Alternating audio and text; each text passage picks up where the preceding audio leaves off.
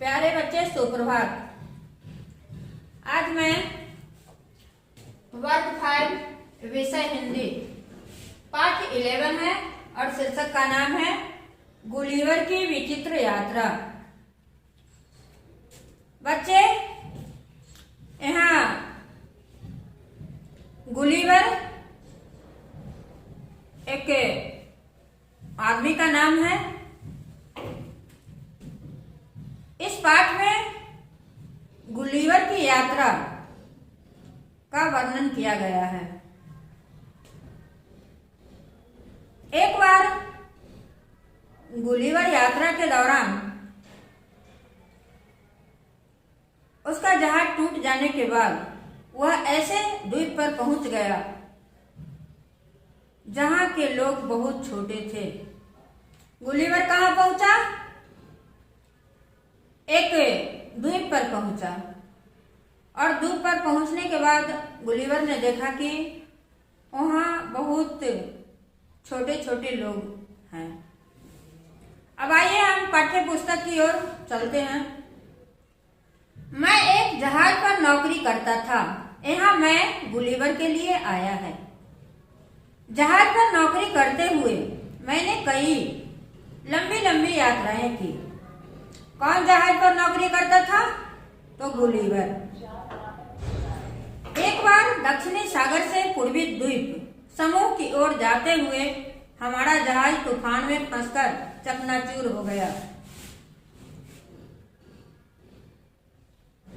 सौभाग्य से मैं तैरकर किनारे पर आ गया और थककर वहीं लेट गया।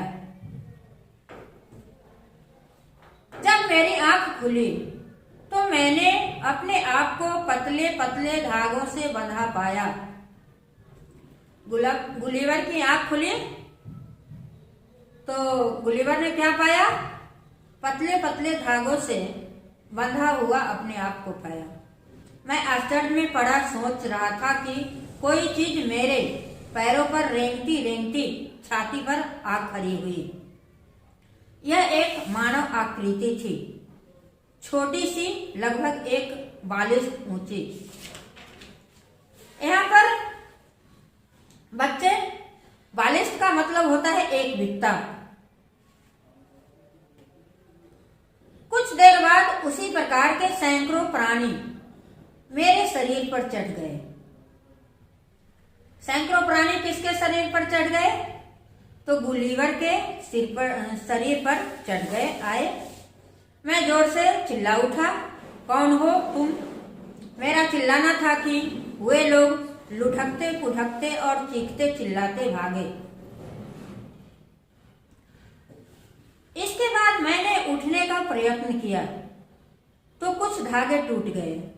यह देखकर उन लोगों ने मेरे ऊपर सुई जैसे पतले पतले तीरों की वर्षा प्रारंभ कर दी। प्रारंभ का मतलब होता है शुरू करना।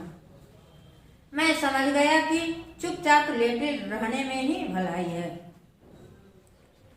अब उन अद्भुत प्राणियों ने तीर बरसाना बंद कर दिया।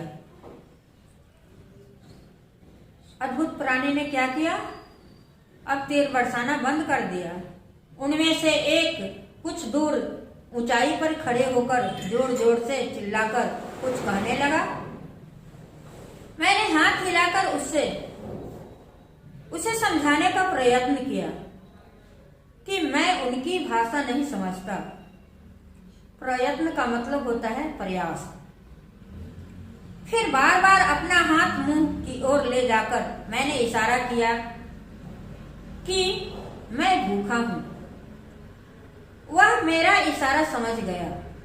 बस फिर क्या था, मेरे मुंह के पास सीढ़ी लगा दी गई और सैकड़ों लोग टोकरियों में खाने का सामान ला लाकर मेरे मुंह में उड़ेलने लगे।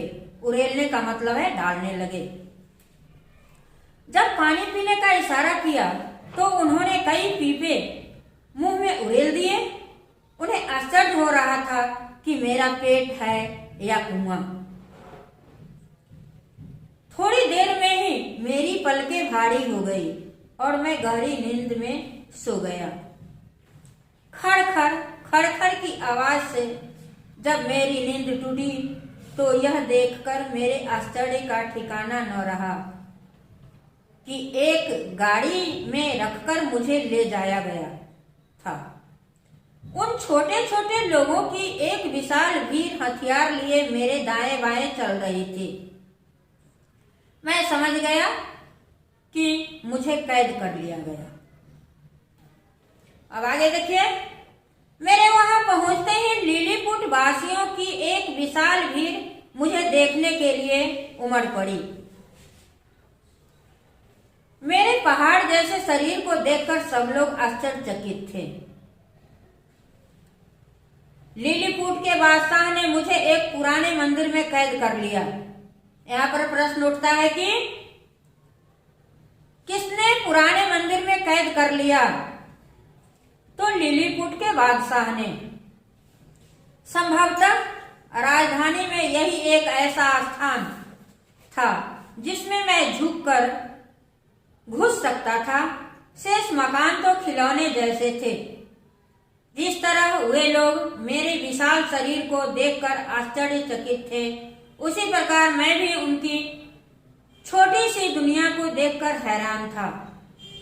हैरान का मतलब होता है चकित। कुछ शरारती लोग मुझ पर तीर चलाने लगे। एक तीर मेरी बाईं आंख पर लगा। यह देख सिपाहियों ने 6 व्यक्तियों को गिरफ्तार कर मुझे सौंप दिया। सिपाही ने क्या किया? 6 व्यक्ति को गिरफ्तार कर लिया और किसको सौंप दिया? गुलिवर को। 5 को तो मैंने अपने कोट की जेब में रख लिया और एक को उंगलियों में पकड़कर ऊपर की ओर ले जाने लगा। वह मारे भय के बुरी तरह चीखने लगा। मैंने उन सबको जमीन पर छोड़ दिया। छुटकारा पाते ही वे सब गिरते पड़ते वहां से भागे। इस बात का उन लोगों पर अच्छा असर पड़ा।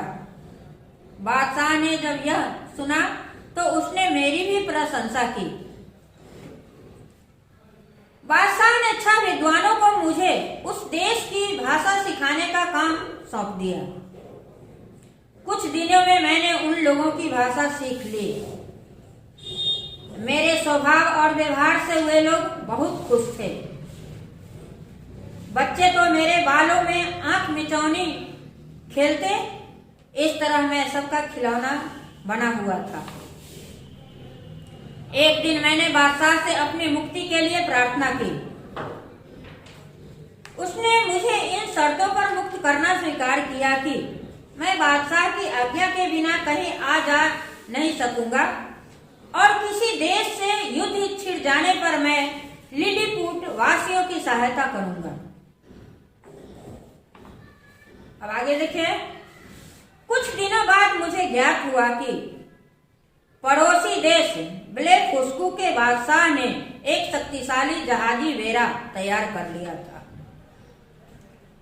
यहाँ पर प्रश्न उठता है कि शक्तिशाली जहाज बेड़ा कौन तैयार किया था?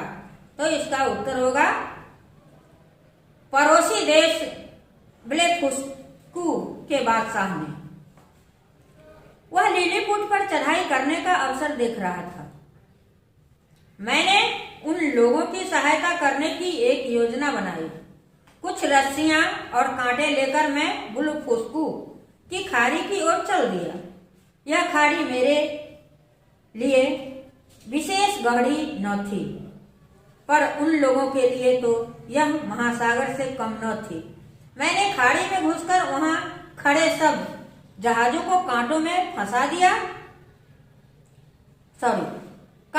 फंसा लिया और उन्हें खींचता खींचता लिलीपुट की ओर चल दिया। ब्लेफुस्कू के सैनिक मेरे ऊपर तीर बरसाने लगे, पर चश्मे और चमड़े के कोट के कारण उनके तीर मेरा कुछ न बिगाड़ सके। ब्लेफुस्कू के जहाजों को खींचकर जब मैं लिलीपुट की खाड़ी में ले गया तो वहां के बादशाह और लोगों ने प्रसन्नता से उछल उछलकर मेरा स्वागत किया। एक दिन मैं लिलीपुट खाड़ी के किनारे घूमता घूमता दूर जा निकला। वहां मुझे पानी में एक बड़ा तख्ता तैरता दिखाई दिया। ध्यान से देखने पर ज्ञात हुआ कि वह एक उलटी नाव थी। उसे देखकर मैं खुशी से नाच उठा। वह नाव नहीं, मेरी आशा की ज्योति थी।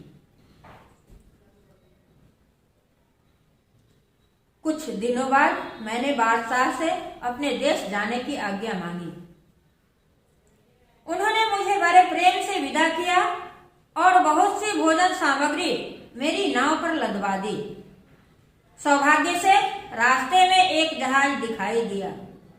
यह देख मेरी प्रसन्नता का कोई ठिकाना न रहा कि वह जहाज मेरे देश ही का था। जहाज के नाविकों ने मुझे ऊपर ले लिया। बच्चों, आपने इस कहानी में गुलिवर की यात्रा का वर्णन सुना। अब आप लोग इस वीडियो को ध्यान से देखेंगे, सुनेंगे। धन्यवाद।